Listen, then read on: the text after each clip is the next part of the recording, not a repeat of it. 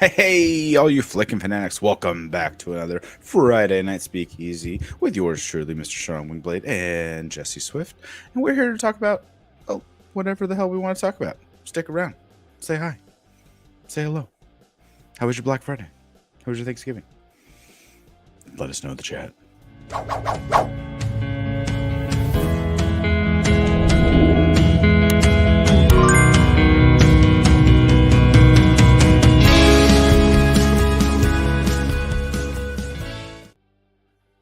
Hey, what's up, buddy? What's up? What was happening? Switch this. Oh, we don't have a background image. No, wait, that's over. Boom. Nope, there we go. We don't need a background image. Background images are for losers. Look at me. Who needs a background image? You seen Big Daddy? Of course, I've seen it. If we were still doing Schmodown stuff, if I was doing singles, Adam Sandler might be a slice for me. I love some Adam. I haven't seen any of his Netflix stuff though. Like I fell off in recent years, but I loved all of his classics. Pre-streaming was the better days. Oh yeah, 100%. A lot of people like swear by Billy Madison. I think Happy Gilmore is the far superior movie.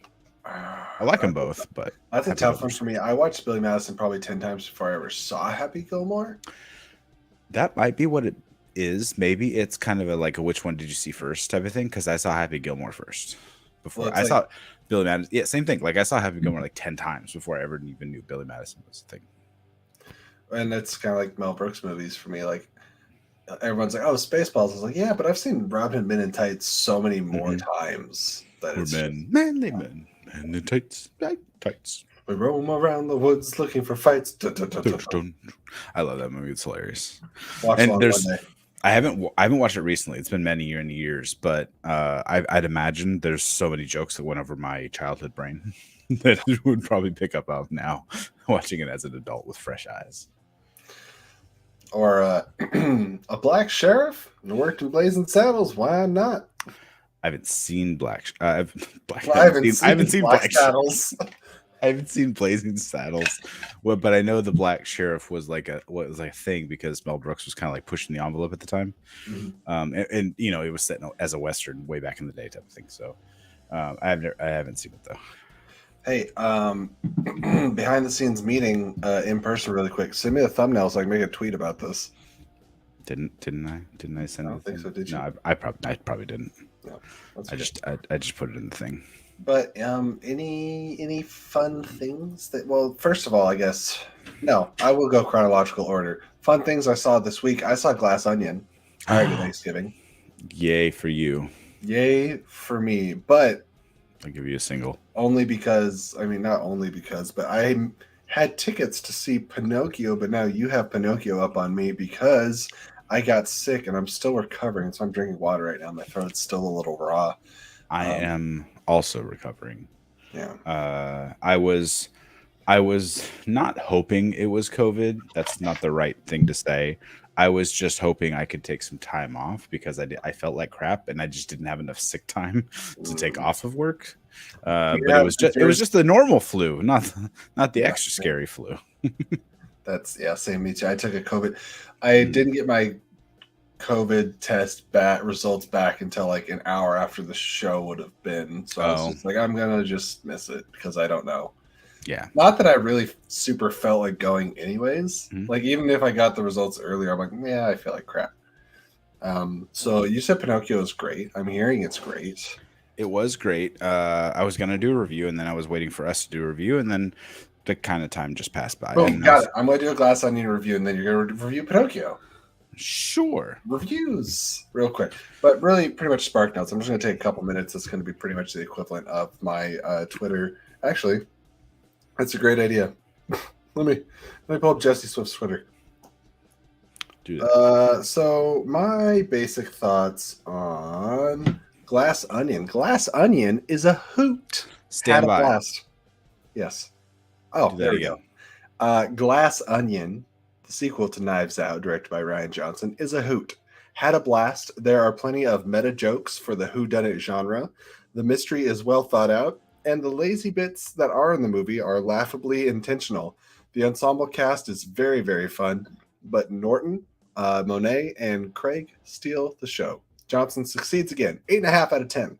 It's my review in a nutshell. It's a lot of fun. If you have any questions about it, hit me with them. But it did it for me. Looking at the camera. That was wonderful. I thought you were going to keep going. That's what I said. Look at the camera. I didn't realize at first you were reading something. Yeah, I literally had my phone like I was like over here to the right, and so I was just. Ooh, let me see your phone case. I have a very basic. So I get made fun of this all the time, and I was like, it was at Target. I needed a phone case. I didn't want to spend $60. Leave me alone. Whatever. It's cool. It's baby blue and gold or something. Yeah. Mine, I just clear, okay, which so looks incredibly dirty. I had something similar with that little like pull-out one. Mm-hmm. I hated it. I wanted to break it off all the time. I always mount my phone on my dash. I have one of the little magnets on my dashboard. I always mount my phone. I hate the pop sockets, but I still have like the black trim, the little plastic piece that comes on the back of the phone just to keep it clean, even though like it's so dirty. My kid picked it up. He's like, "What's wrong with your phone?" I was like, "It's pocket lint." What's up with your nipple? We were talking about Adam Sandler, so I don't remember that. 50 First Dates. That's probably my favorite Adam Sandler movie. It's a good one. I don't remember that. So you're talking about Rob Schneider? No, it was. I mean, it was one of his like kids in the movie, but it's when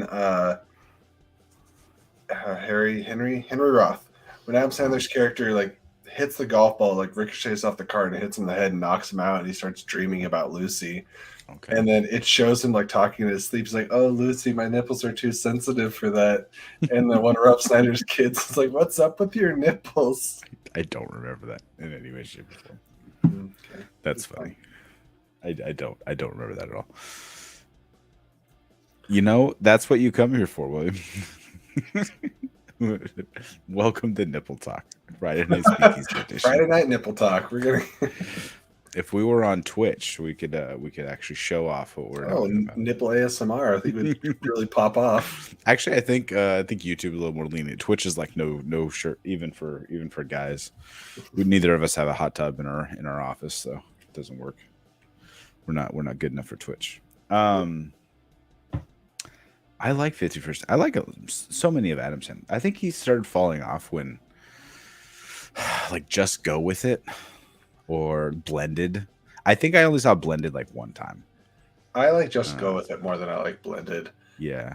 But I mean, those aren't even the offensive ones. Those are just like the mediocre ones. Jennifer Aniston was great in that. And then the most hilarious couple was it Kidman and Dave Matthews. That an entire, they're playing Devlin when she keeps talking shit about her name. Oh, I'm having Devlin. Oh, I'm taking a dump.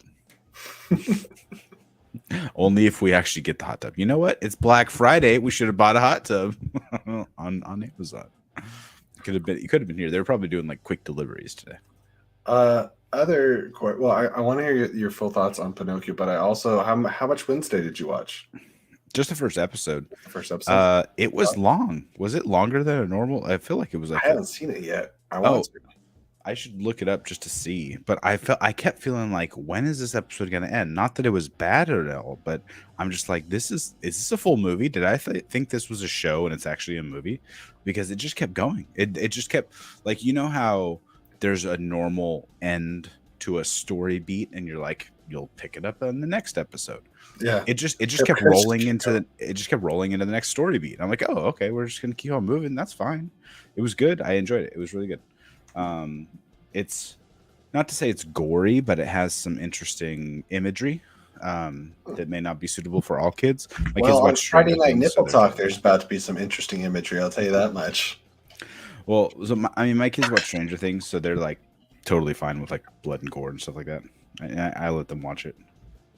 Let me see the first episode. No, it was only 45 minutes, I guess. Not a glowing endorsement, but they're all 45 minutes. It really felt like No, it's 59 minutes. Hey, am I going to have to feel awkward about doing reactions to Squid Game now? Because every time I look at number one, I'm like, you're a problem.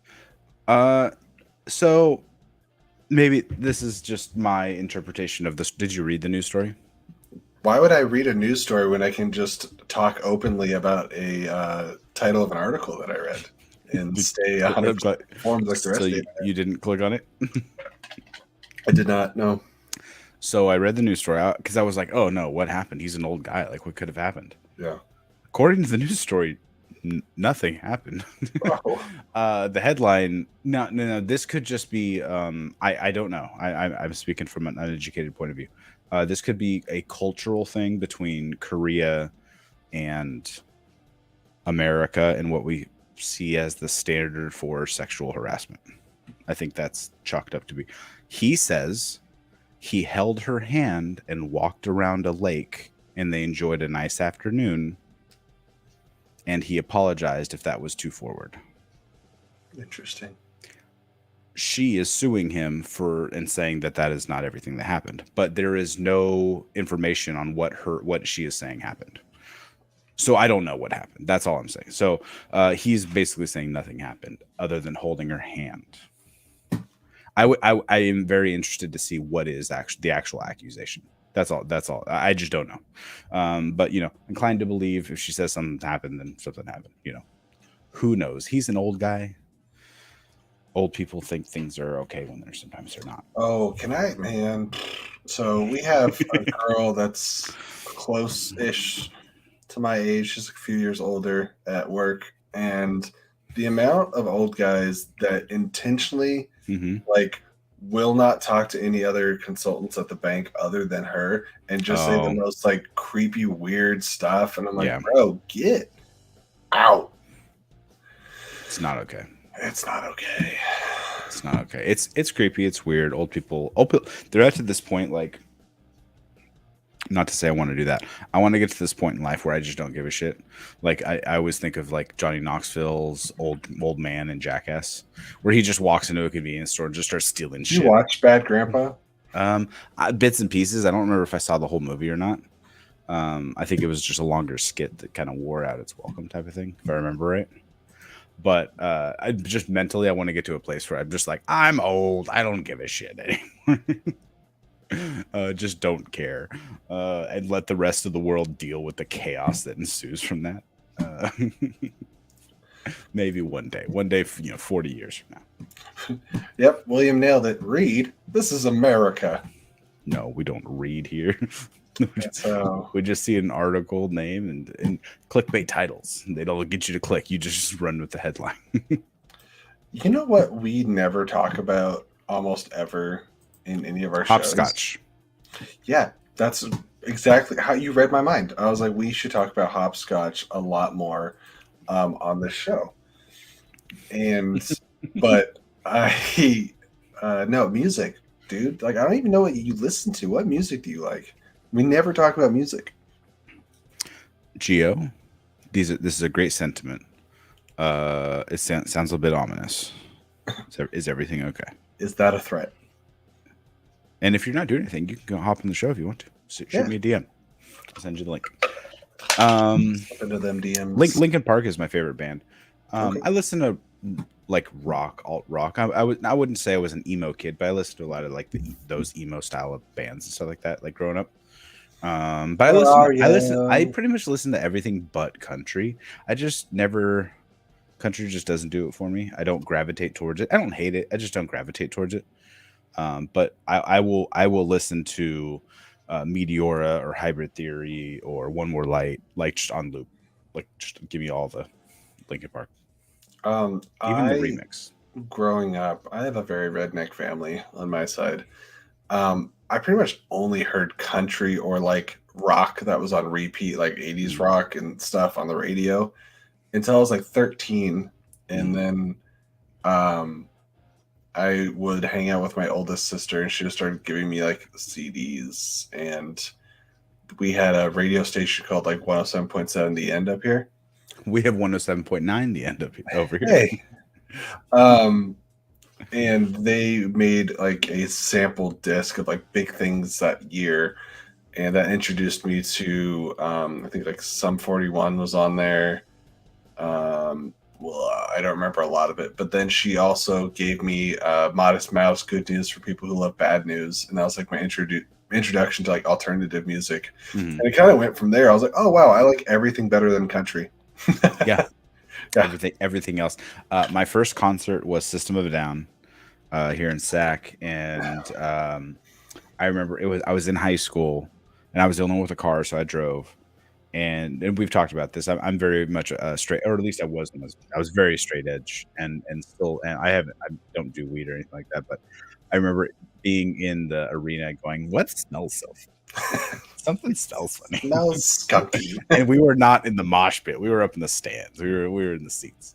And then my second concert and my only other concert was Linkin Park in San Jose. My buddy and I got my buddy tickets for his birthday, so we drove down. Took about 3 hours to get there. And Prodigy opened up for them, and they sing the song "Smack My Bitch Up." That might be the only thing you recognize them from. It was in like Lara Croft Tomb Raider and like Charlie's Angels. There's a few different movie soundtracks, but that's the only other concert I've been to. I've been to 2 concerts, unfortunately, and there's not going to be a third anytime soon because Ticketmaster's a joke. Wait, that's not true. Literally that Monday after the Taylor Swift tickets I was going to get, we are seeing Paramore. So it'll be my first concert I'll be happy to go to. I was going to ask you, are there extra tickets? Buy me an extra one. I'll come to that one.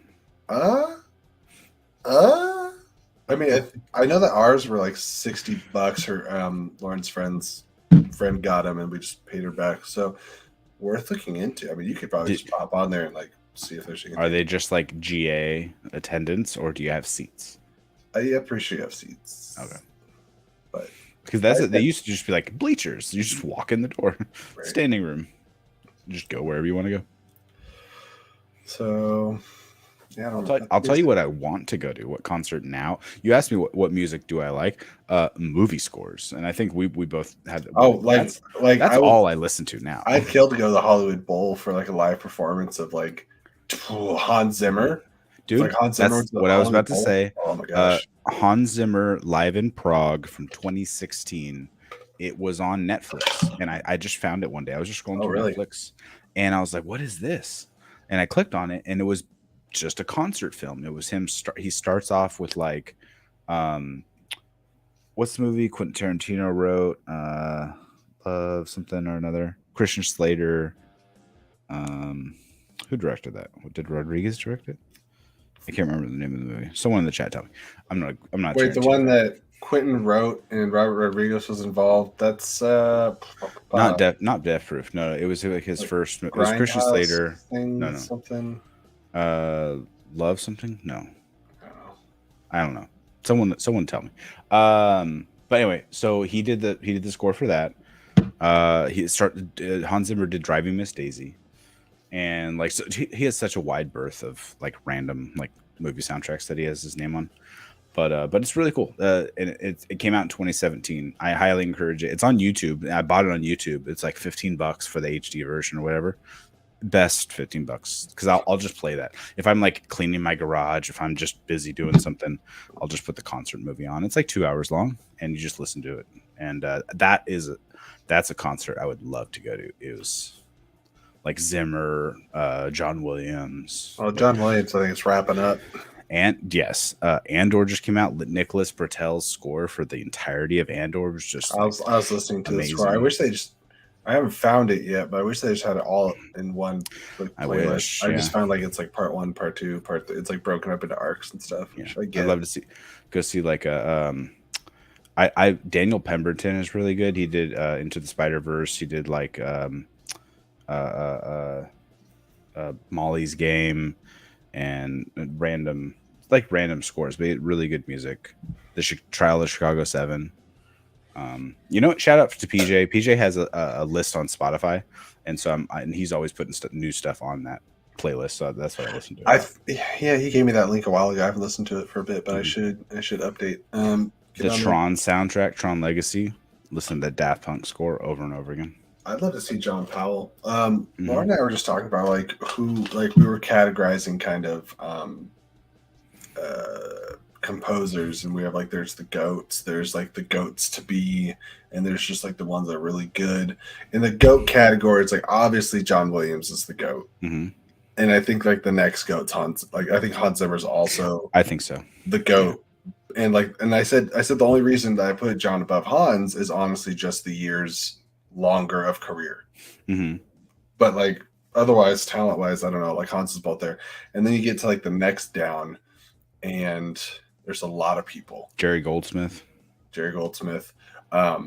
I think Giacchino's in the running for like he's Giacchino, all over the place, and he's done so much work. So many.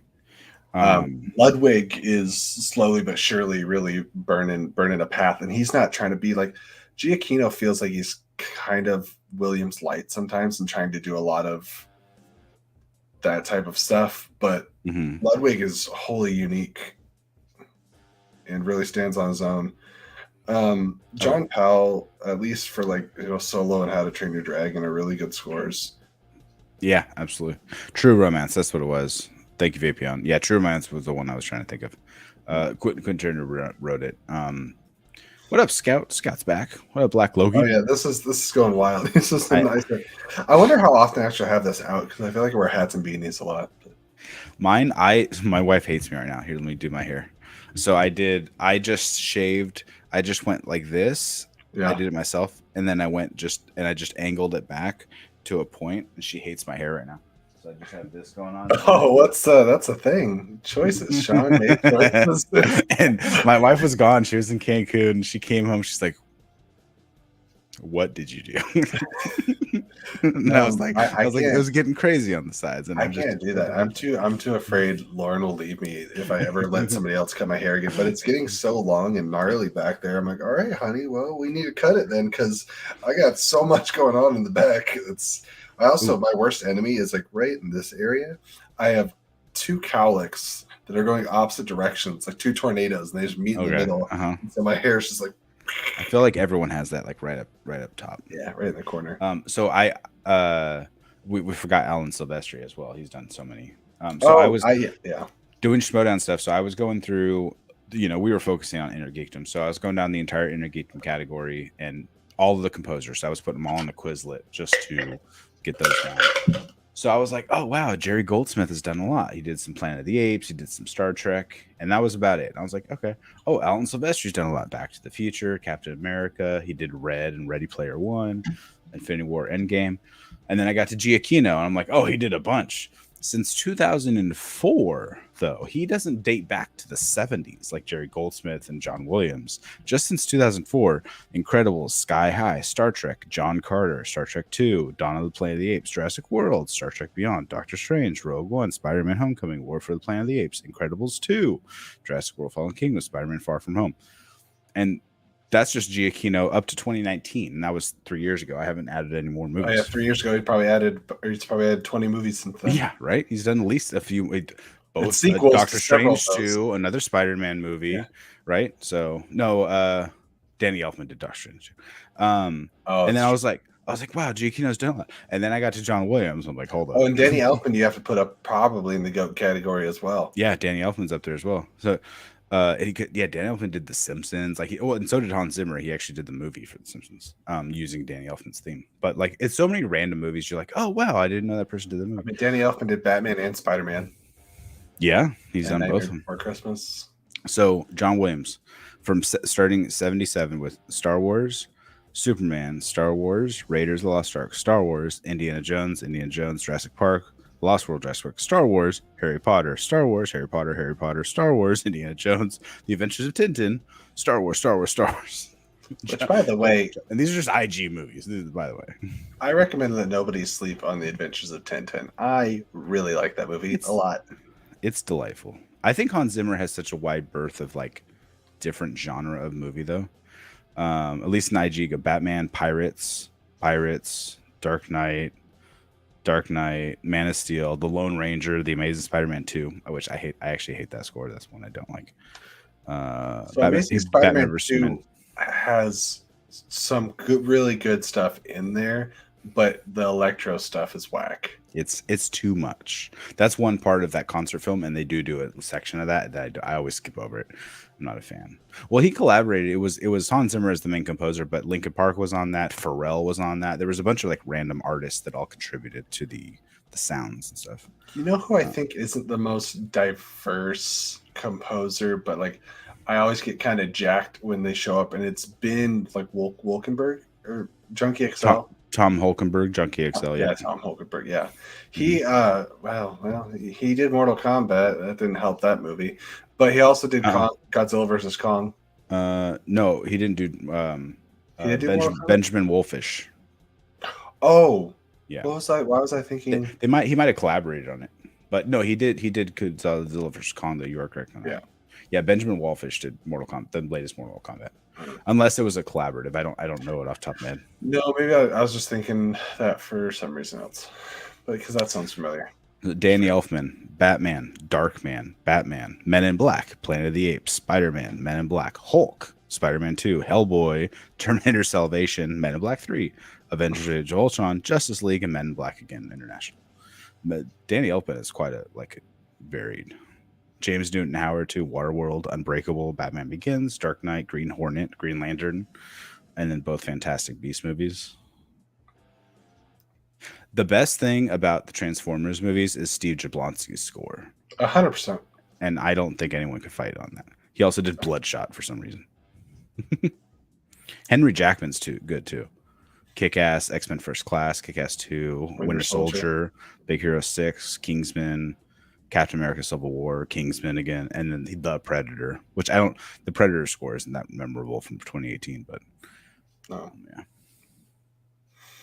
Oh, and Marco Beltrami did a few: Blade 2, Terminator 3, Hellboy, Jonah Hex, Snowpiercer, The Wolverine, Fantastic Four, Logan, and Venom: Let There Be Carnage. Some of those. Well, and Ludwig Göransson did the first Venom. That's a womp womp. Listen, yeah, we can't hold every movie against every composer. Womp womp womp. I like Tyler Bates' score for Guardians movies. That's true, yeah. I'm trying to think what else he's done, but I feel like he did something animated recently, but maybe I'm wrong. He did both of the 300 movies. What? Maybe this is too broad of a question, but what Disney movie do you think has the best musical soundtrack? Hans Zimmer in The Lion King. Yeah, I meant like song musical. Disney or animated? Yeah. I was good because I was gonna say Spider-Verse. No, I mean like singing, Disney musicals. The songs that I go back to the most. Let's do this. Let's do one 90s era and then one more recent. Only one in the 90s? Yeah, I know, right? What do you pick? So I know 1899. Is it from the same creators of Dark? I know Christian's been talking about Dark the last month or so, but I've seen the trailer for 1899 on Netflix, but I haven't really looked into it. It's Manifest on crack. I like the description. Perfect. Mystery driven and interaction based. You're talking about when Linkin Park is what I've done. Yeah, the Steve Jablonsky's Arrival to Earth score is just epic. That's the only word I can describe it. I mean, if you're doing Vapion says Hercules. Hercules is Hercules and The Lion King are my favorite animated Disney movies. The distance. If we're going 90s, then I would say, because you have Hercules, you have Lion King, Beauty and the Beast. Did Little Mermaid come out in the 80s? No, 89 or something. I think Little Mermaid was also 90s. I thought it was 88 or something. I could be wrong, I guess, but 89. Yeah, it came out in 89. I think Lion King has the best collection of songs. Like there might be a better individual song in another movie, but if you're you can only keep one soundtrack from a 90s Disney film, I'm probably gonna say Lion King. Yeah. Oh, Harold says 89. Got Little Mermaid and Batman the same year. What a year. What a year. And The Last Crusade as well. What about the 2000s? So is it 2000s, 2010s, or more recent? Just 2000s. Oh gosh, what came I would say I can't think. Nothing stands out to me. Nothing between 2000 and 2010. I feel like there's probably something big I'm missing. Probably Tarzan, but I'm not a huge Tarzan guy. Was Tarzan actually in the 2000s? I think so. I'm gonna say early 2000. Oh, it was 99. Sorry. Here, I can Google Disney movies and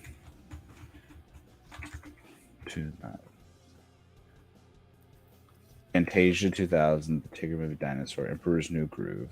When didn't Anastasia come out? That wasn't Disney though. That was not. But it's so good. Oh, I got all these movies. Okay. Dinosaur. Emperor's New Groove. Dino DNA. Atlantis. There's no Monsters Inc. I guess. Oh, the soundtrack's good. They don't really sing though. No. Lilo and What's Stitch. up, no. Put that thing back where it came from. Bum, bum, bum. The Lizzie McGuire movie. No. Brother Bear, Teacher's Pet. Incredible. There's not. They stopped doing musicals. Music. Yeah, they did. Okay, so we're not crazy for thinking there wasn't really much in 2000 through 2010. I'll tell you what. I'll go with Wall-E because he dances and sings with Eva. Dude, I tell you, I saw Wall-E for the first time like 4 months ago. What? Really? Yeah, I missed that one. I wasn't there for it. Did you like it? Yeah, very much. That's the right answer. Good job. Yeah. Yeah, they pretty much just stopped doing like musicals in the 2000s. Enchanted, I guess I'll go, even though it's live action, I'll go with Enchanted because there was a little bit of animation at the beginning and then. I like how much they went back into the well of animation for Disenchanted. I haven't seen it yet. I haven't watched it yet. I just showed my daughter Enchanted for the first time a couple days ago. She like it? Yeah, she liked it, and I keep trying to get the family to watch this. We just haven't been able to sit down yet and watch it together. Maya Rudolph's the gym in it, but she usually is. So yeah, well, and then they kick back into 2010 with Tangled, and they go back into doing more musicals again. Tangled might be Disney's best movie of the 2010s, like Disney proper, like as a whole. Okay. What's your argument? Not Pixar. What you got? Okay, let me go back to. So, Toy Story 3 came out in 2010. Granted, it's Pixar. Stand by my statement. Ooh. Wreck-It Ralph. Nope. I'm not. So Frozen. I'm a big Frozen guy. Frozen 2 took me by surprise, and it said, "You will sing these songs and like it," and I said, "Yes, sir. Yes, ma'am." Zootopia was fun, non-musical though. I will just sing the Moana soundtrack on my own. Moana's great. It's like Frozen came out, and the second Moana came out. I was like, Moana's better, but Tangled was already better than Frozen. But then Frozen 2 is a lot better than Frozen, I think. But Encanto is like my favorite Disney thing in the last 10 years, to be honest. Coco had good music. Coco's great. I think, you know what? I don't know if Coco had good music. I'm not saying it didn't. I think the emotions of the scenes mixed well with the music in Coco makes it hit a bit harder, especially at the end. Frozen 2 was 2019. Soul had good music. Yeah. Question for the chat for people watching. The Willow series starts in 5 days. Who's going to watch that? Who's watching Willow? We know who's watching it for our channel. Scott's going to be coming back with reactions. Heyo, so happy for that. Since we've been lacking on the news and views, we got to see Scott's beautiful beard back on the channel. I'm really looking forward to Willow. I thought the trailers have been a lot of fun, but that's good. Every time I bring it up, nobody knows. Like, I ask people at work, "But you guys gonna watch the Willow show?" They're like, "What?" It's like, you ever seen the movie Willow? No. I'm like, all right. Willow missed me. I saw it for the first time when I watched it back in June. I mean, I had seen it, like I knew it, I knew the story, but I hadn't like sat and watched it. That I remembered. But everything once watching it, I was like, oh, this is all very familiar. I must have seen this when I was a kid. I just didn't remember. It wasn't something that lived with me. Scouts talking about our baby. I said, I will say I'm not done with the Andor, and it went way down my rankings this year. I got really bored with it. Andor is my second favorite show of the year. Wow. It's my number 2. Scout, wow. And I don't keep with animated films. Man, it's freaking Scouts doing Bob Chapek business over here. Adults don't watch animated movies. Why you say such hurtful things? I love me some animation. I'm all about it. 2 of my favorite movies are animated: the Incredibles and Hercules. Spider-Verse as well. Say animation 3 times in a mirror, and who will appear but Mike K. Mike K is here to battle for animation. Ooh, Williams and Andor are number 2 behind. Do we see my shaved chunky boy? Yeah. Hey, Starger, what's going on? He does not. He's not happy with me at that day. I haven't watched Strange New Worlds. I actually haven't seen any of the new Star Trek because I don't have Paramount Plus. That's not my only excuse. Like, even if I had Paramount Plus, there's still a good chance I wouldn't get around to it because I'm constantly watching stuff. I thought you were talking about Strange World. I'm like, that's a movie. No, I didn't think you were talking about Star Trek. I just realized what you're talking about. Keep up, Sean. Keep up. What up, Star? Sean, you didn't give other than just saying you liked it a lot. You didn't tell us anything about Pinocchio. Speaking of animated movies, well, I was going to do a separate thing. I'll do a separate thing. I don't want to hear anymore. I liked it a lot, but I don't think it was like the best thing. I think it was a little segmented. So it's kind of like there's 3 acts in the middle. Like there's the beginning, end, and then there's 3 like a 3-story structure in the middle where Pinocchio has to go through these trials essentially. So it's a little segmented, but there's that kind of 3 villains to the movie, so that's kind of interesting, and it's very different than what you think of when you think of the Disney animated movie. The heart is there, but it doesn't follow the same structure. So I thought it was good. I really enjoyed it a lot. And I love the animation style, and it had a lot of heart, and I love the visuals too, especially like when you're going to see like what is considered the blue fairy. It's more like a blue monster, and you see it in the trailer. But it was really good all around. I think the kids really enjoyed it too. Thumbs up for me. I will say for Scout, not watching most of those movies until he got to the point of saying Doom Patrol. Can't wait for Doom Patrol to come back. That show, I didn't start watching it until it was like 3 seasons in, and I binged all 3 seasons. I was like, oh wait, do I love this? Yes, I do. Scout, the original Gossip Girl or the remake? Because I've seen the original Gossip Girl twice through, because I think my wife did a rewatch, so I got hooked in and started watching it again. But I didn't bother getting on the remake because there's just too many other things on. I feel like it passed me by. Of course you are, William. Always. Yeah, it was a great visuals in theaters, and I would say that the first 10 minutes are really going after that feeling that Up gave you, trying to make you cry real hard in the first few minutes. For the rest of the movie, drying your eyes. Yeah, basically. Well, no, not drying my eyes. There was some good emotional beats in it for sure. Are you going to try to see Glass Onion this week before you have to wait a month for it to come to Netflix? I bought tickets for Monday already. Nice. I'm seeing it with Matty Gunner's coming to town. He's flying. Tell Matty Gunner it's not that long of a drive to come up to Washington from California. He's already flying from England all the way to Cali. I don't know if he's going to want to head up to Seattle. Fair enough. Man.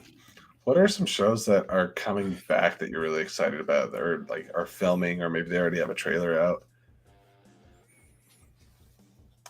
For me, it's Our Flag Means Death season 2. Never watched the first one. There you go. There's another one. There's too many things to watch. I'll put it on the list. I got to get back to.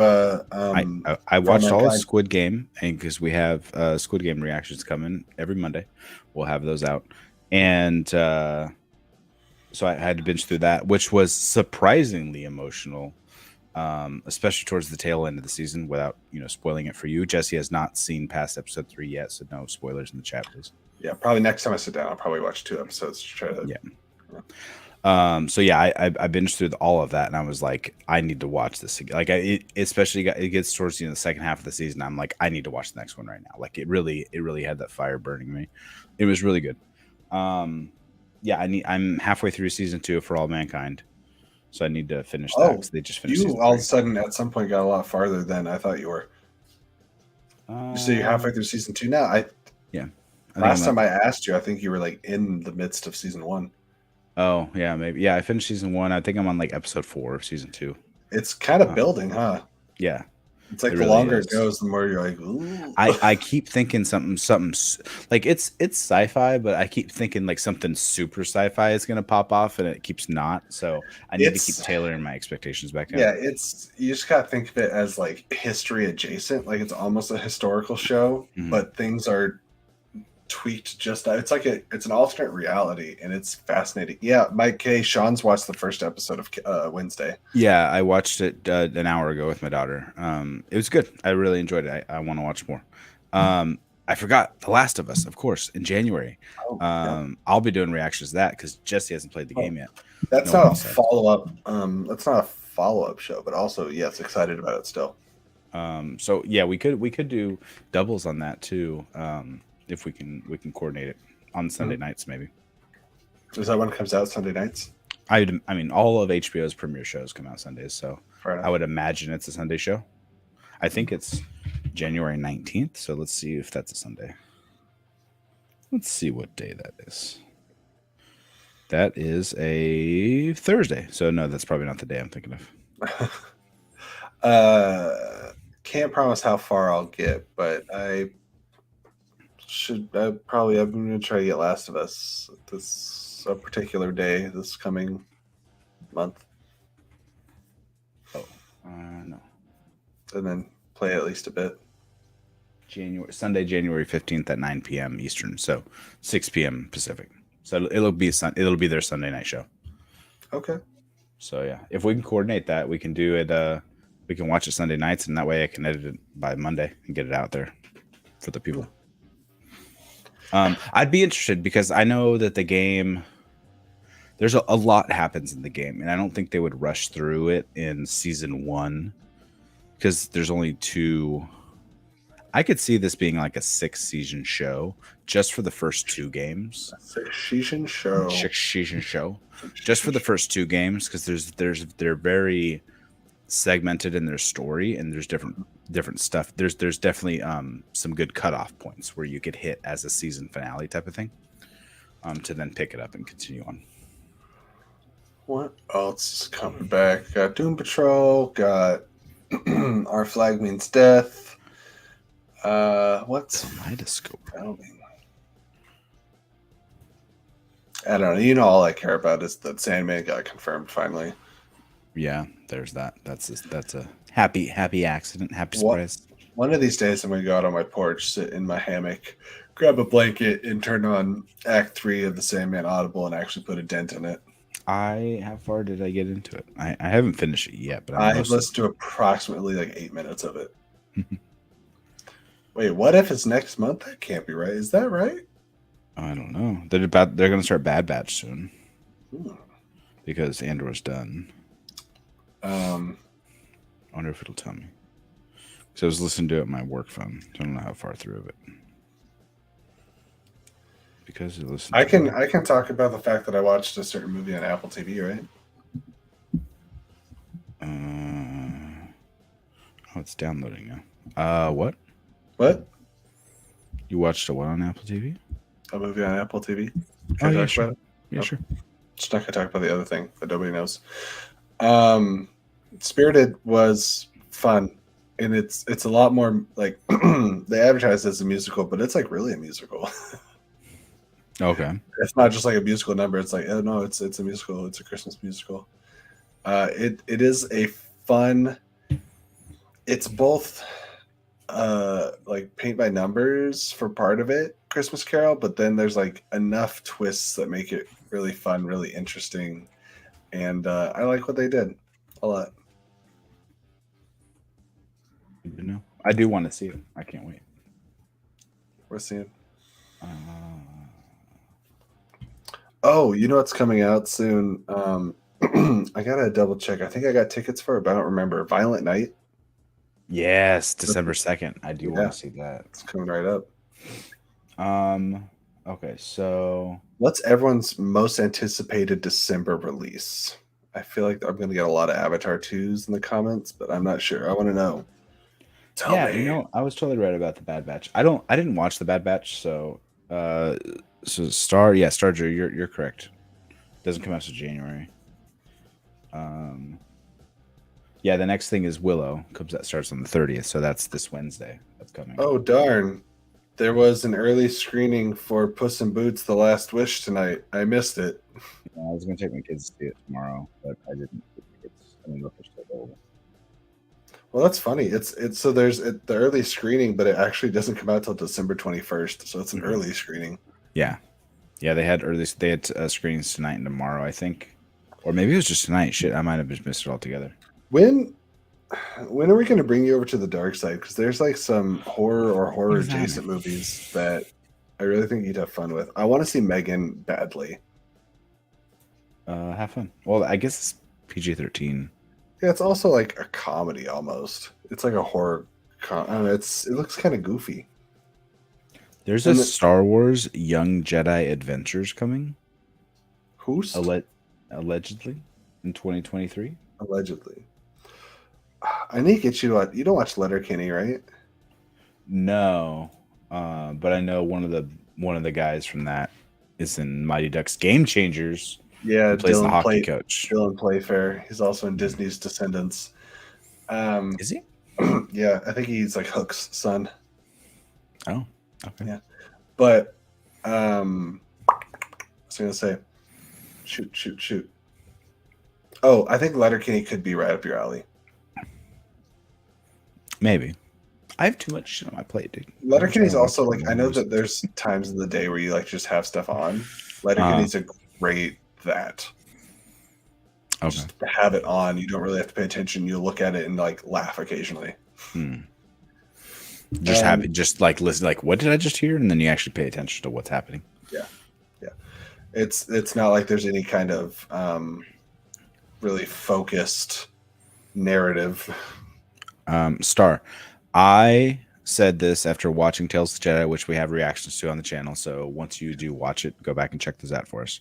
At least before Andor, it's my favorite Star Wars since The Last Jedi, because I love The Last Jedi. That's one of my favorite Star Wars movies. But Tales of the Jedi, I really loved it.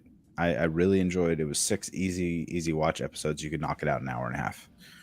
And yeah, I really loved it. You know what I loved this year that I haven't gotten over? Well, I mean, it was very recent, but RRR is like my personality now. I'm obsessed. I talk about it every day. And I knew it was going to happen. I saw it coming. Have you seen it? And what I'm shocked RRR.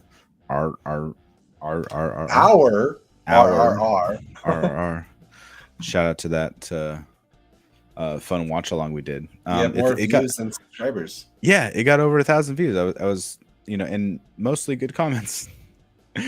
There was quite a few people commenting like, "Oh, you guys aren't even watching the movie." We pretty much were, but it's a 3-hour movie. We're also watching it in a group of people. There was 3 of us here, so that's the whole point of it, is to have a conversation during the movie. I mean, semi-understandably, some people are just really protective about their movies, but there was quite a few in the live chat and afterwards.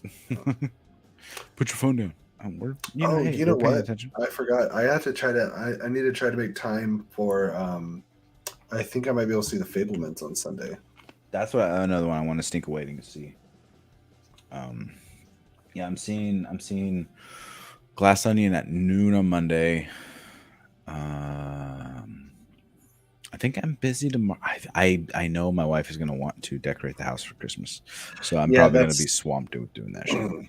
That's what we're largely doing on Sunday. I'm going to see if we can do anything else if it is Fabelmans. Yeah. See The Fabelmans and do Christmas stuff. I really want to see The Fabelmans. Well, I think it's not going to be a super hard convince because Lauren loves Spielberg movies. Spielbergo. I really loved West Side Story. It didn't make the money it needed to. I think it wasn't super financially successful. No. But I didn't have the reverence, or like, I knew the story, it's Romeo and Juliet, but and I had seen bits and pieces of the original. I never sat and watched the original movie. Yeah, I joined choir class. That was a nice voice crack there. Choir class. But I think we did the play in school. Not like I wasn't part of like the theater group, but we did like the play during, whatever. And I really liked the movie. Wait a second. It was really good. How diverse was your school?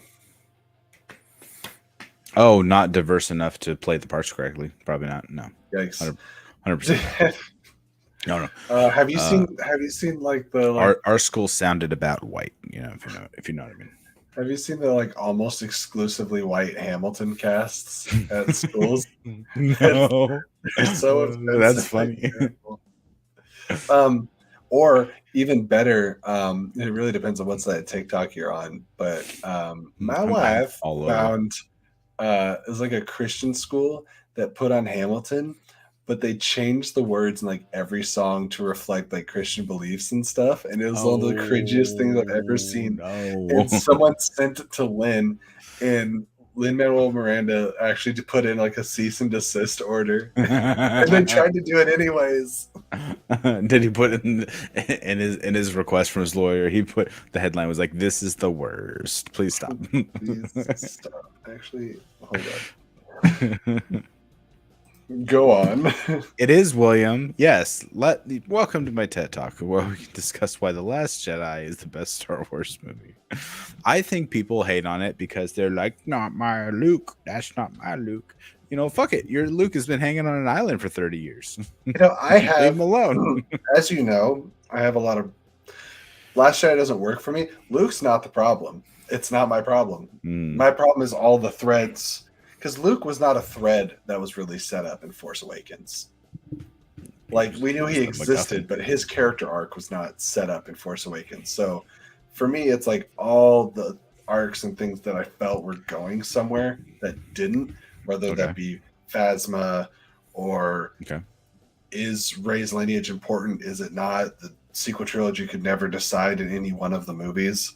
Snoke was a dead end.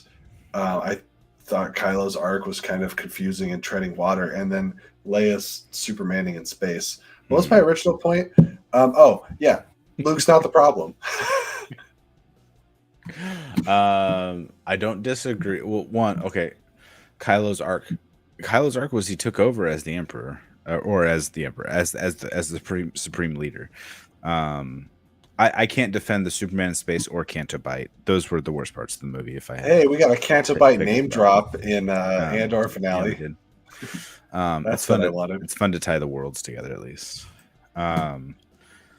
But I just think the people who make an argument against. You just think Marva? I just think that Fiona Shaw. I think the people that make an argument against The Last Jedi always seem like they're just yelling at the void. They don't actually make a poignant argument. Yours just now was more poignant than what I've heard as of recently. At least you have points and you can speak to it versus going like, that wasn't Star Wars. Okay, what does that mean? What is that wasn't Star? What does that mean? That's not an argument. I'm also not mad about it. I was just like, why this? This person. But I also say, and I brought it up on one of our recent shows, I think, that Haldo hyperspacing into another ship was one of the coolest things in the entirety of Star Wars history. 100%. For sure. Yeah. And I think the fighting on Crate looked incredible. The Rose Tico, that's what you do for the people you love speech was painful. It felt like an hour of the movie was just this back and forth chase between Leia's ship and like Hux's ship, just slowly it felt like Mad Max Fury Road at half speed. It's more like a tenth of the speed. It's okay. But I think they did a good enough job at intercutting other things that were going on. With like the Luke training and then the Canto Bight stuff, but whatever. Poe felt borderline unlikable in Last Jedi, considering how much I loved him in Force Awakens. Okay. It was just, he was being real hot-headed, and I know he was supposed to be the Han Solo type, but that's not what he was doing in Force Awakens. He had to learn a lesson. Yeah.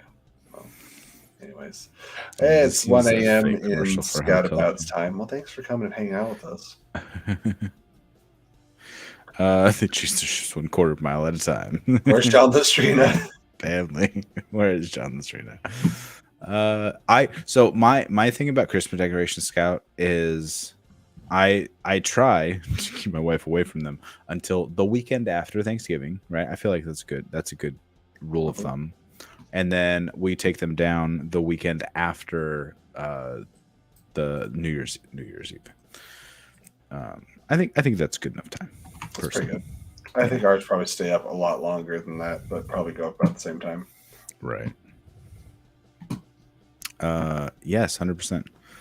Always listen to Laura Dern. She's all knowing. Have a good night, Scout. Where were you going with that? You were looking at something else before you got me on Last Jedi Talk. I don't know. I'm really trying to find a clip from this Christian Hamilton play, but it's not. Oh, I don't need to hear that at all. Does anyone else watch Mighty Ducks Game Changers? I feel like no one is talking about it. But I know there's only like a handful of pocket people who actually watch the show. But I enjoy it. I think it's really fun. And Josh Duhamel's actually doing pretty good as a stand-in for Emilio Estevez. He's a completely different character. He didn't like recast the role. But it's a fun story they have going this season. And it kind of reminds you of being a kid, like going to a summer camp type of thing. It's fun. Hey, Star watches it. That's what's up. I'm guessing that's a no for me. Did you ever watch? Did you just not like the Mighty Ducks growing up, or did you not watch them? I think I may have seen one Mighty Ducks movie growing up. We just didn't have them, so I didn't. So they just didn't. I think we had D3. I think D3 was one of the VHSs we had. So you saw the third one? Yeah, I didn't have any other ones, so I didn't see any other ones. We need Jesse to react to the Mighty Ducks first time watch. What the Duck series? What the Duck? Well, no, hey just watch the movie. So we are approximately 126-ish subscribers away from Sean starting Avatar: The Last Airbender. Is that right? No. Did I math right? I don't know. Did you? I didn't know if that was something I ever agreed to. I don't want to watch that movie again. How dare you? How dare you put that evil on me, Ricky Bobby?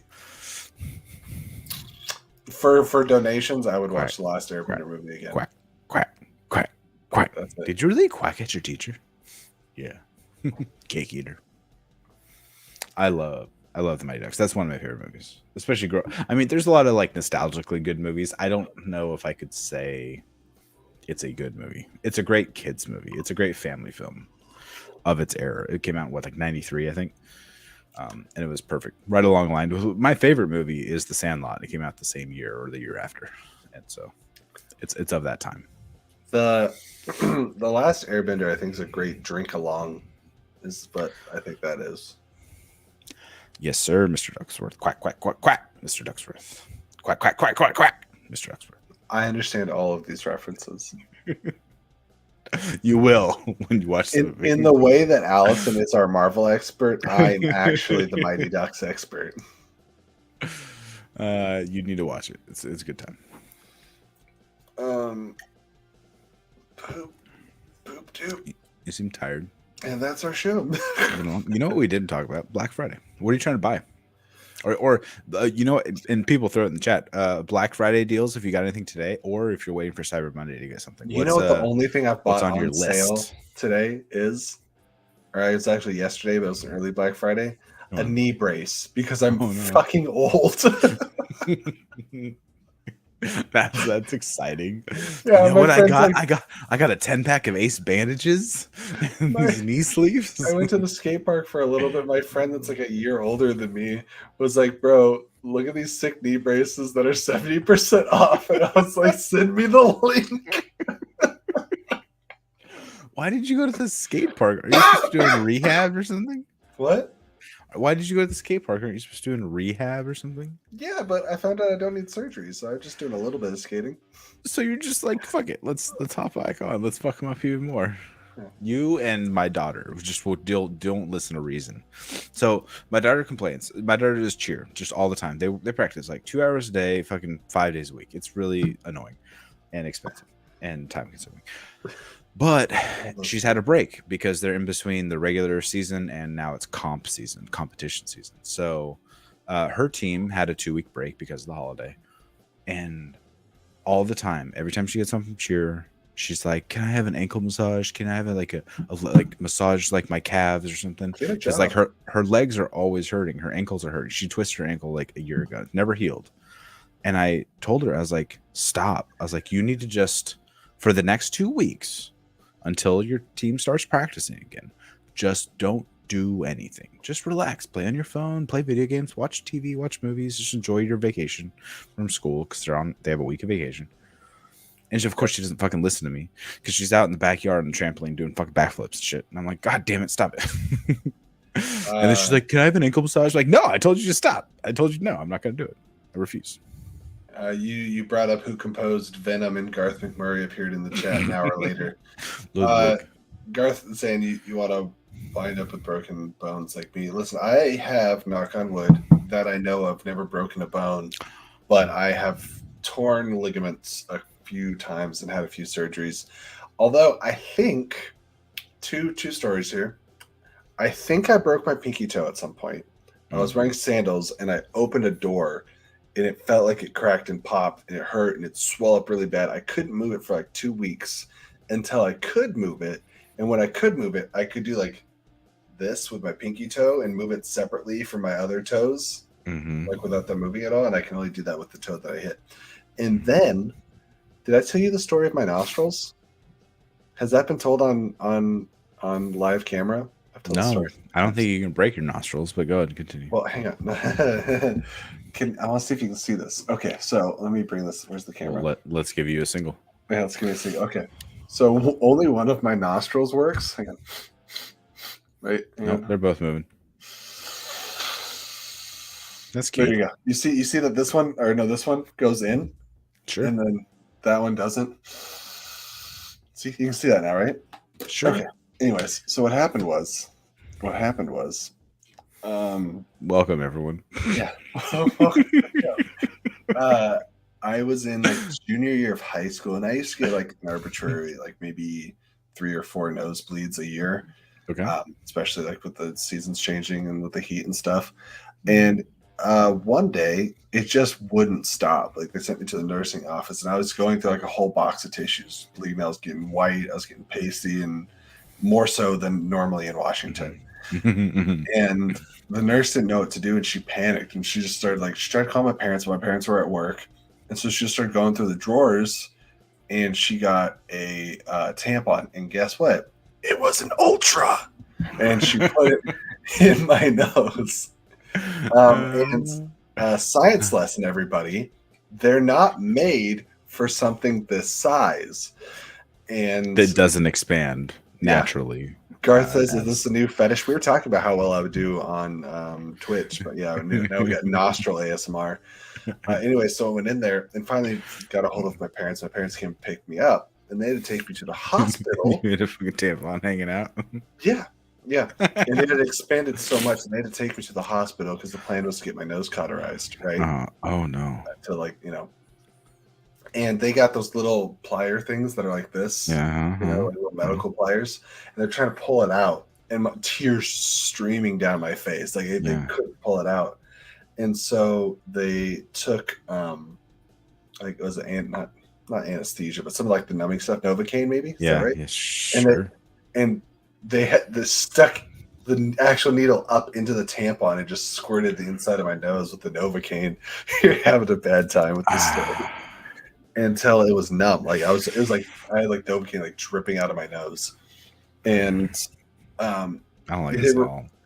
He was pulling, and he actually had to like push my head back into like the chair and like put his arm into it.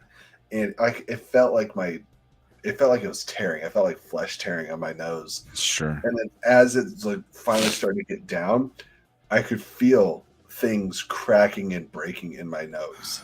And he finally pulled it out, and it just like blood went out like a waterfall, just like a geyser. And then we cauterized my nose, and I can only smell burnt skin for a week or so. Well, of course, nosebleed every month. That's right. Borrow my wife's tampons. That's a good one. That sounds horrible. It was like a year before I got sick and my nose was running and I was trying to like sniff, snot, and it just kept running out one side. Like I couldn't sniff properly. I feel like visually, if you don't know what it looks like, it's not quite as bad. But I've seen those videos like on TikTok where the girlfriend will be like, "Here's my boyfriend. He's going to learn about a tampon and what a tampon does." And so they put it in a clear water bottle. Yeah. And like with like red dyed water or whatever. Yeah.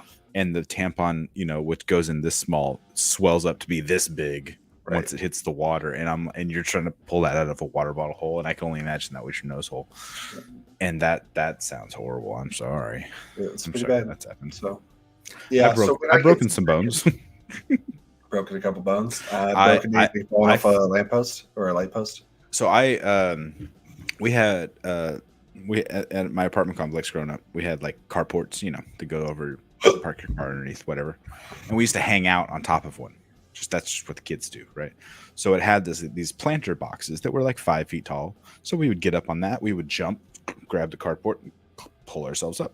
We'd hung out on top of it. Well, we're kids. I'm an idiot. I was in second grade. Jumped, grabbed it, except I grabbed out here. Oh. And so my body kept swinging and I let go and my legs went, so I fell backwards and planted my hand behind me and landed, and my finger was touching my forearm. And because it broke right here or something.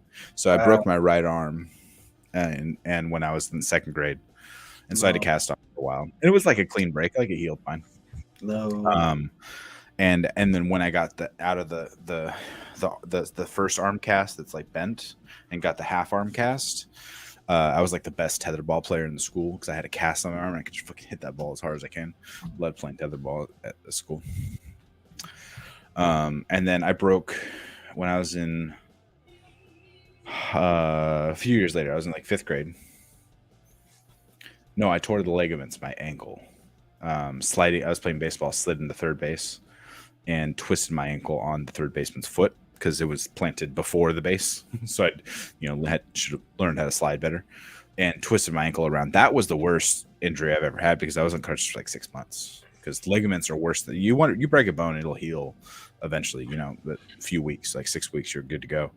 Ligaments though, like that's tendons and shit. Like that takes a lot to repair. Nobody tells you how not fun going to the bathroom is when you're in crutches and you can't bend your leg a certain way. You can't do anything. You can't move the right way. Yeah. And then when I was a senior in high school, I broke my foot. My buddy and I were hanging out by the pool, like just chilling in like the hot tub of my apartment complex. And it was December, and we were like, I was like, I'm gonna go jump in the pool, and then I chickened out. I was like, no, but he was right behind me. He came up behind me and pushed me, and I was trying to stop myself, and I didn't know he was there, and so I fell like on my foot, but like at an angle. So like I put in all my weight, which just came crashing down like on this point, and it broke the middle bone in my foot. And so that was a pain too because I ended up missing the baseball season at my senior in high school. So that sucked. Didn't play baseball after that. It was a good time. Ouch. Not so much. Yeah, being on crutches sucks. I've had to do it twice. It's not fun. Not broken bone, but I got 15 stitches in my knee from driving a dirt bike into the side of my grandma's house and putting my knee in through the side of the wall. Where's the? This is a stitch scar right here. I don't know if you can see it on the camera. Hard to see. Wait. Try again. Wait, hang on. Boom. Somewhere over here? I don't know. Oh yeah, you can see it right there. That's a stitch scar. Okay. And then I don't know if you can see it. On the corner of my lip too. I have stitches for some. I don't know why that happened actually. I think I fell off the hood of my mom's car when I was a kid or something. I got a little piece right here that can't grow hair because I put my tooth through it. Ooh, that we were really nervous. My kid, my son Nathan, was running around the house with a toothbrush in his mouth, and he was like 2, less than 2, and He'd run around, and he tripped and fell. And I have stabbed myself in the back of the throat with a straw before. Like I had the straw. I used to chew on straws all the time, and like I had a straw in my mouth, and I went to go like pick something up, and I like hit the counter or something, and it like stabs you in the back, and it hurts like really, like 'cause straws can cut, right? You know. Right. So my son was running around. So that's what I thought happened, because he went down, hit his, and immediately just blood was just out of his mouth, just squirting out of his mouth. Oh God. And he's 2. Like he can't tell us what's wrong. He can't talk yet, you know, other than crying. So we took him to the ER. There was a chunk of his cheek just flapping. No. And we sat in the ER for 7 hours, maybe more. We finally get to see the doctor, and they're like, "Yeah, there's not much we can do." That was it. They sent us home. They're like, it'll either reattach itself and like heal back together, or it'll like stay loose, and eventually it'll kind of just like work its way and fall off as like a dead piece of skin would. Yeah. Which was it? He could have spit it out. We honestly don't know, because it would take time, like days and weeks, and he might have like spit it out or swallowed it, like something, because by that time it'll shrivel up and be small enough that you won't even know. And he's 2. He's not going to tell us. So yeah, that was really nerve-wracking. Gross. Yeah. Oh. Good times. With that being said. Anyway, Black Friday. That was the original point of this. Like I said, I got my knee brace. I wanted to get some new lights for in here. I wanted to get the Elgato key light, but there's like $100. I don't want to spend that much money on a fucking light. I already have ring lights. I don't need to spend that much money. I don't know. I don't have anything exciting to say. I'm trying not to spend that much money on myself because I don't have a whole lot to spend in general. So I gotta hope that people get me some of the things that I want for. That's why I like all the things that I want right now. Instead of buying for myself, I'm just putting on my list and hoping that I get them for Christmas, and putting off my spontaneous spendings. Well, something I would like to do, and not even for me, it's for the house, but I want to get outdoor color changeable rope lights, so that when I put up and down the Christmas lights this year, I could also install the rope lights behind the eaves, so that just normal time throughout the year, we could have just some sort of like backlighting accenting our gutters and the trusses and stuff like that. $50? What? For what? What do they do? The first Star Trek movie is... I don't want to talk shit about it, but I did not enjoy it. It has. Oh no. Garth's having a rough go. Our thoughts are with you, buddy. Yeah. I'm glad you've been able to try to find the humor in things and be in good spirits. And every time I see a picture of Garth, it's a thumbs up, even if it's a sad thumbs up. Yeah, Garth, it sucks what you're going through, buddy, but you're always keeping a light head, or at least that's what you're outputting, and we're always thinking about you, hoping you get through it. Okay. It sucks. And oh my gosh, speaking of Garth just hit us with the Streamlabs. Did he really? Yeah, thanks, buddy. How dare you, sir? Yeah, exactly. How dare you? During this time. I can't find the refund button, so I guess I'll just keep it. Thanks, Garth. Garth says this is worth a couple Streamlabs. Speaking of kids and mouth bleeding, oh, I can't wait for the rest of this. Once a goose almost bit off my tongue when I was really young. My sister, is it Nicola, and I were feeding bread pieces to ducks. There was one big goose that kept shoving the ducks. I have a big goose, but he's a cat named Goose. Geese are the worst, and they will attack you unrelentingly. I've been there to witness it with my friends, like near a lake we have nearby. If I could ever shepherd an army of offensive animals and take them on, it would be geese. I would have a flock of geese at my command, and I would rule the world. 100%. You could do that. Someone asked, like, you ever say those things? Would you rather fight 100-foot duck or 10? Or like 100 1-foot ducks or something like that. Garth's amazing story continues with this next Streamlab. Thank you, sir. Garth said, Going back to the previous statement, there was one big goose that kept shoving the ducks. Continued on here, out of the way to gobble up all the bread. We got frustrated and left, shutting the fence gate behind us. My sister said, "What a meanie," and stuck her tongue out at it, giving a raspberry from a distance. I copied her and stuck my tongue out at, it continues. Is there more Streamlabs for this 10 story? I have seen geese hunt down people from the lake and just chase after them and just not give up. Yeah, they'll just come after you. 100%. Whereas Lauren thought I was crazy because our last one of the last apartment complexes I lived in, there was geese everywhere, and I always would run up to them and they would hiss at me, but I always called them on their bluff. Those geese were afraid. You're brave. Did you always tell her to film it? No, but I would always send her like little Snapchats of me running up to the geese and be like, and backing up, and I was like, pansies. Getting older and twisting your ankle, even if it doesn't break, is the worst. I twisted my ankle mowing the lawn probably about 2 years ago. It still hurts. It just, like, if I just step the wrong way and like twist my body while my foot's planted the wrong direction, I'm like, oh, there it is. Fuck, I forgot. I'm old now. Or Dude, getting I older. am just consistently falling apart. Yeah. I think one of the most relatable lines is like Freaky Friday. I look so old. I'm like the crypt keeper. Give me Jamie Lee Curtis as a old person. I'll take her. You want to finish off that story? Yes, sir. Let's see. Oh my gosh, Garth, thank you so much. Okay, I copied her and stuck my tongue out at the goose, but I was a bit too close to the fence. The goose darted its head out between the slats and clamped down on my tongue. This is horrifying. Oh no! The goose half bit off my tongue, but thankfully it's still held together by a small piece. My parents rushed me to the hospital with my mouth gushing blood, and the doctors were able to stitch my tongue back together to save it. You know, somewhere there's like a cautionary tale about sticking your tongue out. Yeah. And Garth is the living embodiment of that's crazy. That's the worst. I had my finger bleed really bad because I tried to pet a rabbit and it like bit the hell out of my finger, but that's not as terrifying as that goose story. It's the worst time to say that. I do that to my dogs. If they'll like be like they'll like try to lick me. Do you see this? Do you see Goose being an asshole and try to kill Rooster?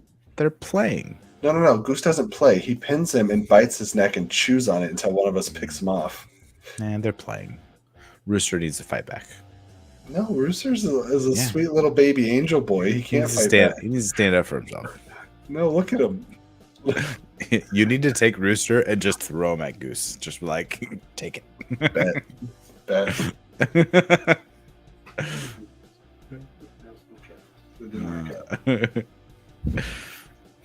Look at that sad little face.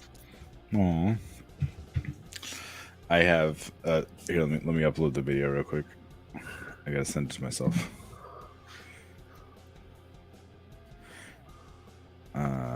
Where is it? I should have made a GIF out of it. That would have been even better.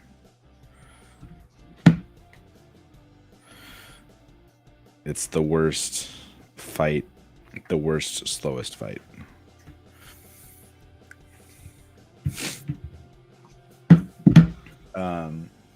My cats all the time. They'll do that shit in the middle of the night. I'm like, what the fuck is happening in my house right now? Why does it sound like WrestleMania is happening? It's the worst.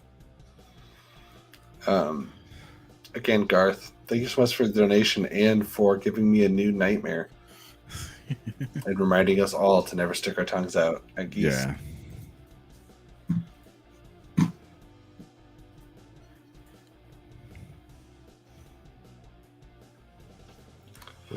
Here we go.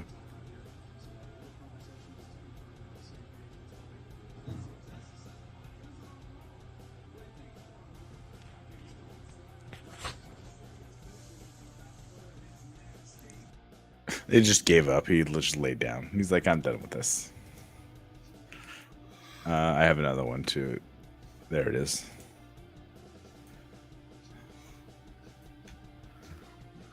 This is what people came here for. Catfight videos. 20-second long catfight videos. 100%.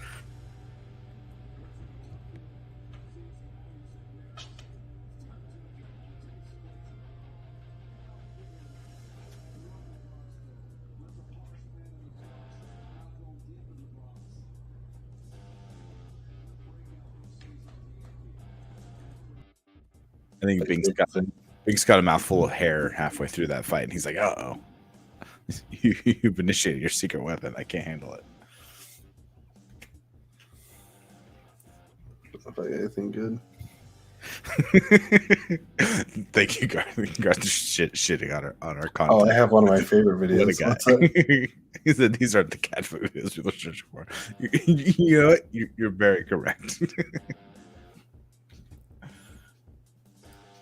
Hang on. Since you already got your Facebook open, can I message you one? You just upload it for me. Yeah, go for it. Okay.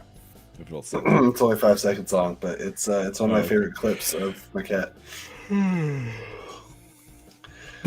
What, man? Maybe we should have cat videos for Streamlab goals. I just have to record more. I have a camera in my living room. I could probably, like, just, if I sift through the footage, I could probably find some good ones. Goosey Goose is a curious cat. Did you run into the door? The door was closed. Play it again. Roll it back. Goosey Goose is a curious cat. The thump. That's perfect. That was right after we saw cats, so there was a Rum Tub Tugger is a curious cat. I have not seen Cats, so I've avoided that one. I remember promising Jeff that I was going to do a watch along, and I got about 40 minutes into it, and I was like, I can't do this again. Like, actually, I forgot I had completely other plans to do tonight. Yeah, that's awesome. Well, it's like like Banshees of Inisherin, just Dominic being like, guess I better go over there and do whatever thing that it was that I was doing. There goes that dream.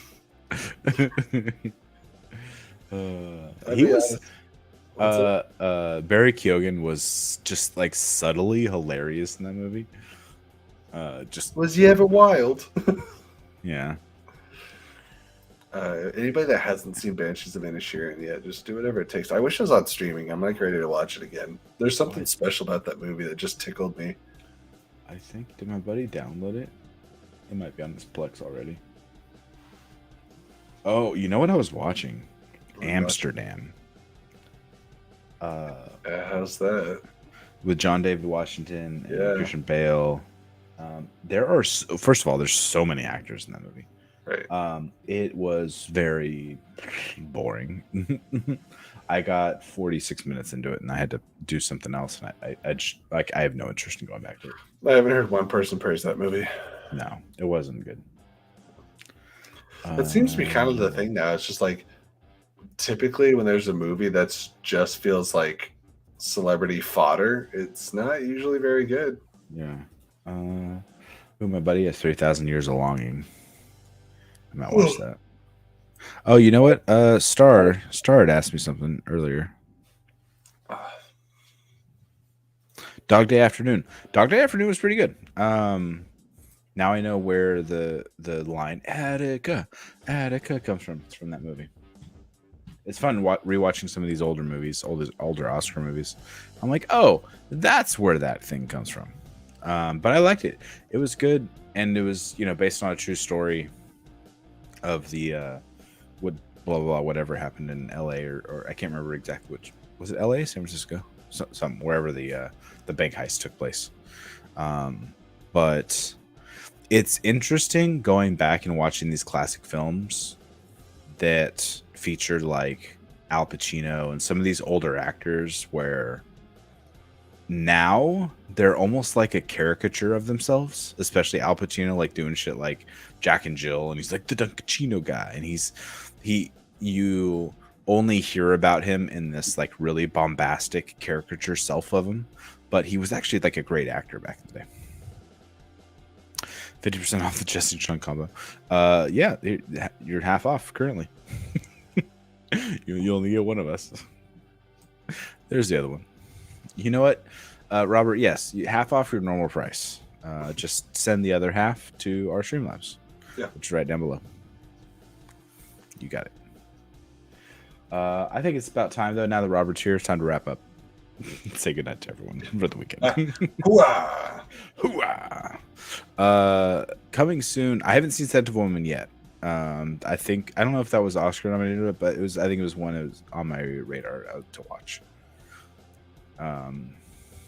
Woo-ha? Yeah, it was definitely hoo-ha. Definitely not woo-ha. No, that was wrong. We do have, once again, another dollar from the always lovely, again, always nice Garth Hugdis-Murray. Man, stop it, but don't. But you could. Garth says Robert put Pig in A tier, not S tier, so don't talk to him. Darn Robert. Garth and Robert, both of you, I'll have you know, I haven't seen Pig yet. Neither have I. So it's currently in my non-existent tier. You know what? It's from everything I heard, it's top tier Nicolas Cage though, so it definitely a doable movie. What I was gonna say is before we go, watch our Andor review. We did a full season recap and review, so if you've seen Andor, or you know what, even if you haven't, please go into our video tab this is our reasoning for why you should. We exactly. really gush about the movie or the show a bunch, and it's great. It's some really good conversation, except for the part where I speak. But Sean and Allison said some really intelligent stuff, and it's a lot of fun. We have very low views on that video, so if you don't mind, please go over to our live tab on our main page and give us a like and a comment. Just throw your favorite emoji in there. We'd appreciate it greatly. Sometimes we put a lot of really good conversation together, make an awesome video, and it's 20 views. So sometimes we just watch a movie and it gets 1,000 views. So Robert, I'm not going to shame you for it if you go watch all of our content and comment on everything. Yep, that's all it takes. Yeah, and then I won't shame you. Even though donate $20 or watch in like every video and comment. Exactly. That's all you have to do. So Garth, respectfully, this has been great Star Wars. I have been saying there's several people that share your feeling that Andor is the best since the original trilogy. I think Andor is the best Star Wars has ever been, and I think that people can have favorites outside of Andor ever. For me, listen to this guy.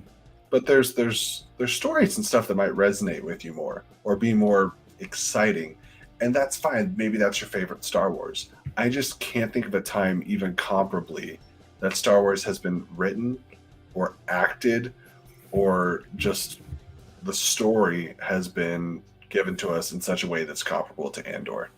That's how I feel. My favorite line from the finale was Marva's words presented through Barrasso, and maybe this is the parent in me. Oh yeah, talking to Cassian. And he says, "She told me to tell you, I will love you more than anything you could possibly ever do wrong." And like, ouch, as a parent, I was just like, yeah, I love that. And then her whole speech at the end was just top tier. I've been watching various reaction videos all day long and just watching everyone else relive it live. It was a good time. There's my black cat. Fiona Shaw, Andy Serkis, and Stellan Skarsgård, just absolute aces. Stellan would be a supporting actor. I feel like Fiona and Andy Serkis might be like guest actor or something. Yeah. When it comes to like awards time, and I hope they get some recognition because they were just fantastic. And music, and honestly, if you're doing a VFX award between the practical and the CG, Andor is one of the best looking shows that came out this year. It was fantastic. Everything looked just tangible. Right. That's the word. It looked like you could just reach out and touch it. It didn't look like it was done on the sound stage or with the volume or anything else. It just looked fantastic. They did a great job. The way my tired brain is working, we all do. I just looked at the background of our video and it said Andor Sandler.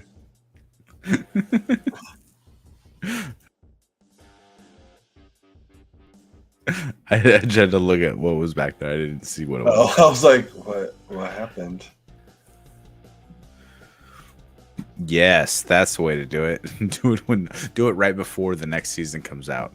You got 2 years to get to that. Well, here's the fun thing. I know you say like is saturated with Andor content, but it kind of wasn't. Andor as a whole wasn't getting attention. And that's why we did the reactions for the first 3 episodes, and they just got no views. Like even by and our standard. yeah, even by our standards, which is fine. Like we don't expect a lot of views and stuff. I just can't justify doing 5 hours of work and getting 30 views on something. It just doesn't make sense to do. But looking at other people's channels, looking at the Real Rejects, looking at Roka's reviews, looking at Christian's reviews, like even Star Wars Explained, like all these channels that are dedicated to Star Wars weren't getting quite as many views as they normally would have for like Mando or even Obi-Wan or stuff like that. I think just as a whole, Andor was just not in the zeitgeist of pop culture talk for much. It was kind of crazy, at least at first. I think it did pick up steam as the season went on. And I feel like this has kind of been the year for underrated content because, you know, we love Sandman, and Twitter was talking about Sandman. YouTube wasn't. There was like no like reaction review coverage really for Sandman, which is why one of the reasons why I think our reactions were doing pretty well for Sandman. It wasn't oversaturated. Yeah. No, not in our normal circles. There was a bunch of other reactors that people I had never heard of before. I'm like, holy crap, there's so many reactor channels out there. I didn't realize like quite how many. They just weren't popular yet, you know, at least in my eyes. And then I would say there wasn't a lot of sane Rings of Power discourse or reactions. Yeah. You know, there's people dedicated to tearing it apart, but I didn't see a lot of comment coverage. You know, like the typical people weren't covering it. I don't think Real Rejects or, you know, a lot of those guys were doing Rings of Power. That's also great. Us and Casterly talk, and I love the conversation happening with Ken and Rachel and Alden Diaz over at Casterly Talk. They were always fantastic too. Our Rings of Power stuff was doing pretty well too. Didn't do quite as good as Sandman, but again, because of the lack of oversaturation, I think it was able to shine through a little bit. It's been a really, really great year for shows. I can't watch the same episode 8 times queuing it up with them. I mean, like, you don't want to do the full, you just want to do the chop down reactions. Yeah, that makes sense. Like, you want to see people's thoughts and stuff. You just don't want to watch the episode 8 times. That makes total sense. Absolutely. Yeah, they're great. They're so knowledgeable. Alex and Molly, like, they run their channel very well, and they know so much about it. I should reach out to them again. I gotta think of a reason to, but like I was on the Alex's personal channel a couple times for Mortal Kombat and was talking with that group. Yeah, people keep talking about Yellowstone. I still haven't jumped into it. Cowboy stuff doesn't like super interest me, but I've heard it. Oh, it wanes off at this and that. There's just so much other stuff to watch, and I'm trying to play catch up essentially. Plus watch movies and stuff, and I mean, there's just so much work to do.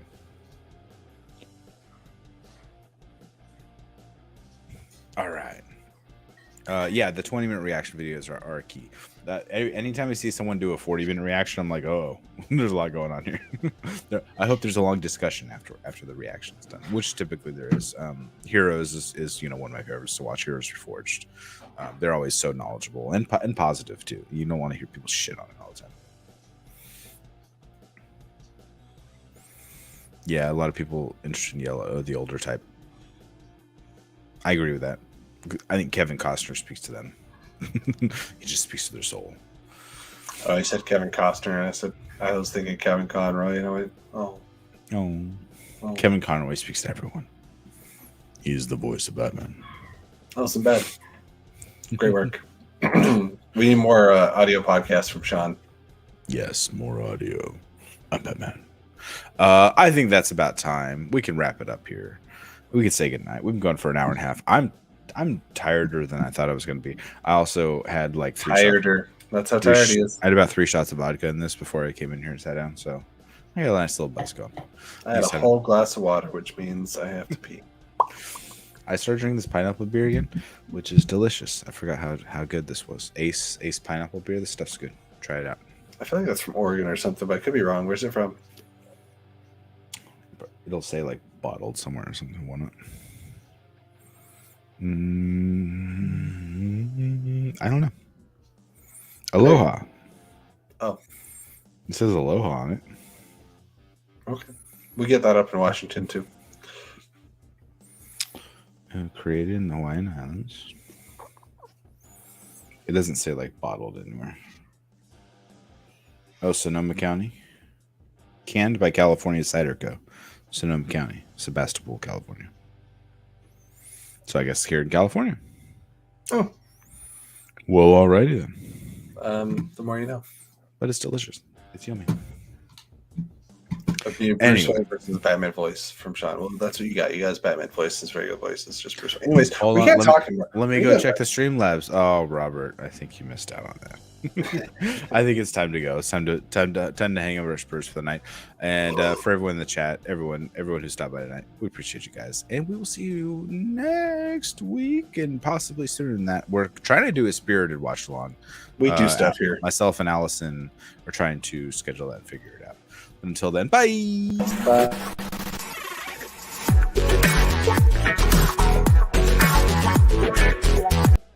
Sean didn't let me say my catchphrase. Keep it real.